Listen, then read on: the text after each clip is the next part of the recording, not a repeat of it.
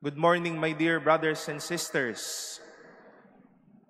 We wish to welcome you as we celebrate this second Sunday in Ordinary Time.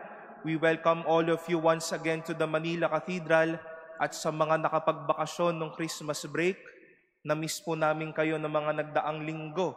And welcome back po sa inyo sa Manila Cathedral.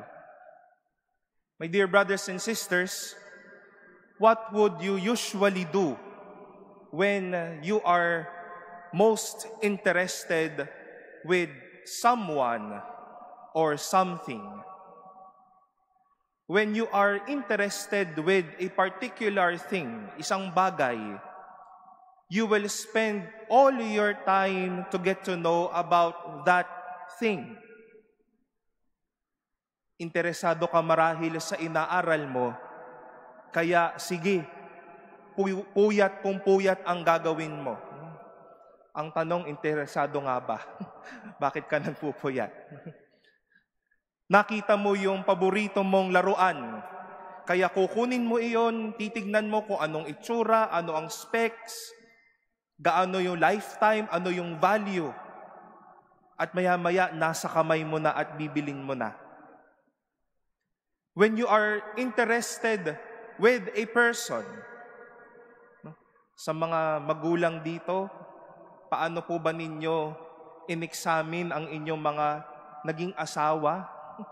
Sa mga may jowa ngayon, paano ninyo nakita na siya na talaga ito, no? You would spend your time knowing kung ano ang gusto niya, sino siya, paano siya makipag-usap, so on and so forth. When there is something that is interesting, we give time and eventually our all for it. My dear brothers and sisters, the characters of our readings today would remind us on how it is to express our interest not only over things, but our interest to God. Narinig po natin yung kwento ni Samuel sa ating unang pagbasa. Sa kwento ng kanyang pagtawag ay nakita po natin na siya ay nanirahan sa loob ng templo at nasabi pa nga doon, he slept there inside the temple. He kept on hearing this call toward him, Samuel, Samuel. And a person who is not interested with the Lord will not even dare to spend his night and maybe days inside a temple, and maybe not interested to know who is that voice calling him. But because he is interested with the Lord, you are interested, Samuel was interested with the Lord, he stayed and he asked the help of Eli to know who is this voice. Similarly, in our gospel, John and his disciples, Andrew and his brother Simon Peter, showed their big interest to Jesus. Tinanong nila si Jesus. Nakita nila yung tama ni Jesus no sinabi ni Juan, "Behold the Lamb of God." And you will not dare to say or ask, "Where are you staying?" kung wala ka namang nakitang maganda sa taong ito. And he asked Jesus, "Where are you staying?" And the Lord said, "Come and you will see."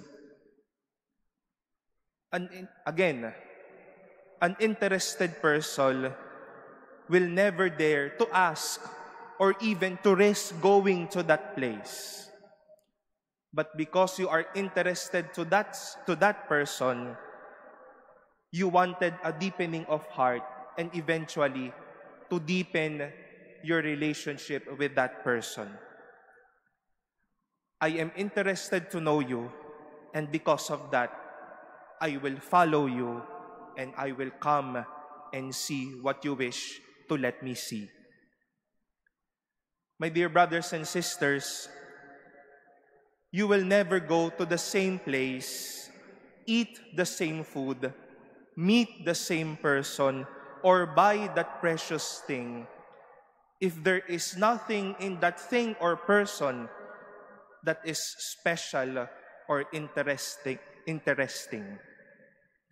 But because there is something that is so special, naantig po tayo, naakit po tayo, you will follow it, you will buy it, you will eat it, you will enjoy it, and even you will spend the rest of your life with it. Kapag nakita mo ang isang magandang tao,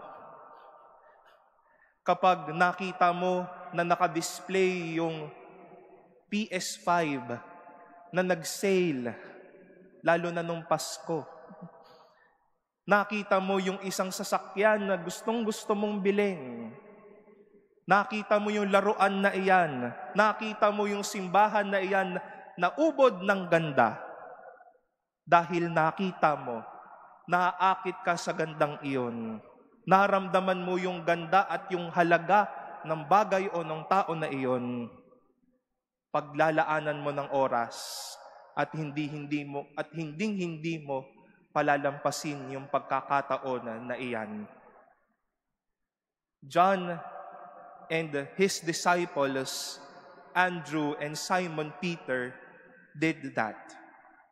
They stayed with the Lord. Nakita kasi nila na napakaganda at napakabuti ng taong ito. That is why I will spend my time with you. I am here and I will be most willing to be with you. My dear friends, what made you stay? What is most interesting about the Lord? Ano po ang kaakit-akit sa Diyos? Bakit tayo naaakit sa Diyos? You come here every Sunday, you pray every day, you go to church every day, you believe in God because we all see something interesting with the Lord. And because of that, we are willing to spend our life, our time, to fall in love with God. At sana, naaakit pa din tayo sa Diyos. At dahil tayo ang naakit, manghikayat din tayo at maparamdam din natin na maakit din natin sila palapit sa Diyos. Hindi po ba kapag nakita po o nakuha na ninyo yung the best product, yung the best person, the best place, the best food, you cannot but refer it to somebody else. Ang sarap ng pagkain na ito. Napakabuti ng taong iyan. Napakaganda ng lugar o ng simbahang pinuntahan namin. Napakabuti ng Diyos na sinasampalatayanan at minamahal ko. Your interest begets interest to everyone. Naakit ako, kaya gusto ko ikaw din. Maakit ka sa pinaniwalaan ko at sa minamahal ko. My dear brothers and sisters, if we've grown interest with the Lord, may we also make others interested with Christ. Go out of this cathedral after the Mass, not only owning that interest, but show to your family, to your friends, and to whomever you will meet this week, how good the Lord is. Naakit po tayo sa Diyos. Mangakit din tayo ng madami palapit sa Diyos. Eli led Samuel to the Lord. Andrew led his brother Simon to Jesus.